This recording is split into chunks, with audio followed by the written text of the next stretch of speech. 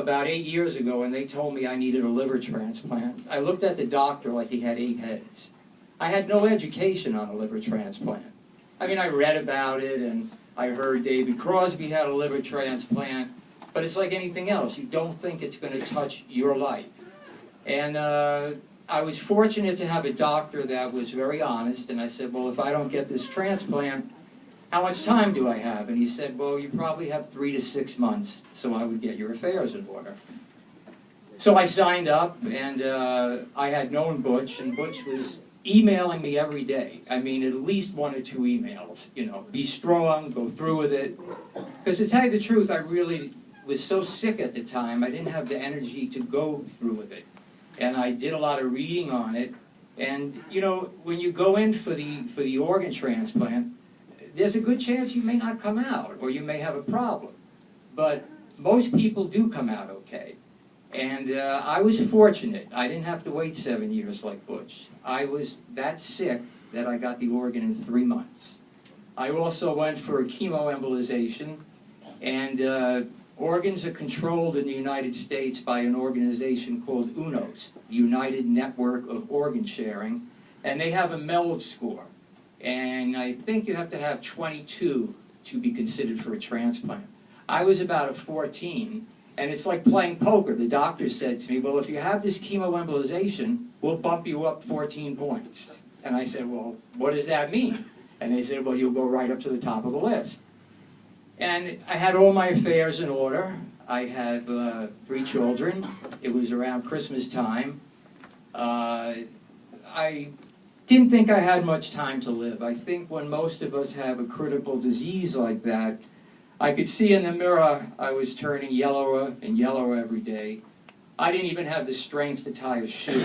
I mean, when your liver starts to go, you have no strength to do anything. You can't eat, you can't move.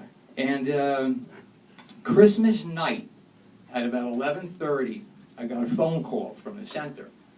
And they said, Mr. Lyonhart, we have an organ for you. And I thought it was a friend of mine named Lincoln in the Bronx playing a joke on me. And I said, you gotta be kidding me. And I looked out the window. It was December 2005. There was a snowstorm. There was probably about 4 feet of snow on the ground already.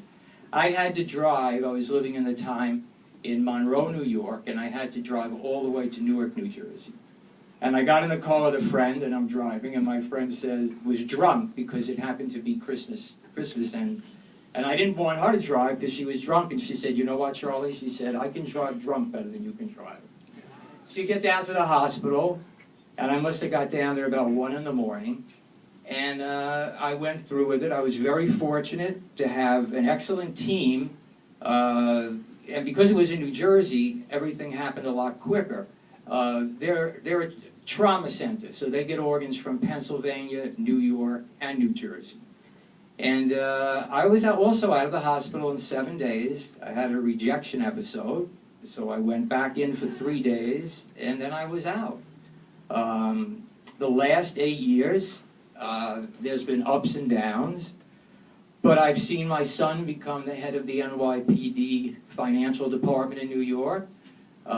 My daughter is a major commander in the United States Army. She's done several tours of Iraq. And I have a grandson, 13 years old. And I wouldn't have seen any of that had I not had an organ transplant. And it's a shame that New York State is the 49th state. Because the point is, you know, everybody thinks it's not going to happen to them. You know, you can look around and say, well, I'm fine. But like Ed was saying, you don't have to have hepatitis. You don't have to drink. You don't have to have, you know, any infection. You can go to your doctor in 3 weeks and need an organ. And it's not a hard thing to do. All religious sects, I believe, are okay with it. And when one goes, it's the soul that's passing on, not the organs. A lot of people don't know how to sign on. We've left some literature on people's desks. And, you know, people can go online and it's so easy. You know, everybody thinks it's just, you just do it on the driver's license. But it's not the only way. And it's actually not the best way. With computers now, you could just go to Google, wherever you are, and put an organ donation, and it'll take you through an application, and you fill it out, And it's also good to have it with your local doctor so that they know you want to be an organ donor. And it's really a very easy thing to do. Statistics, you can save 8 people or more, because they can save 3 people with livers. Sometimes with one person they can section the liver into 3 parts.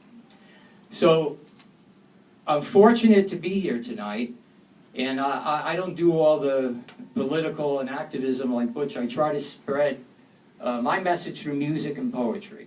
And I've had a lot of people thank me for some of the songs I've written about coming back from the other side. So if I could get one point across, you know, when you leave here tonight, think about it. You know, everybody's got their own lives going on. We all have our own problems and financial problems, and it's been a rough winter for everybody. And I mean, shit, the world is coming to an end. But, and sorry for that, but it's not that easy, it's not that hard to sign up to be an organ donor. It really isn't. And the good you will do for so many people, children, I can't tell you. Because I wouldn't be standing here today, nor would Ed, nor would Butch. So I want to thank everybody for having me here tonight, and I hope everybody will take me up on this offer and spread the word.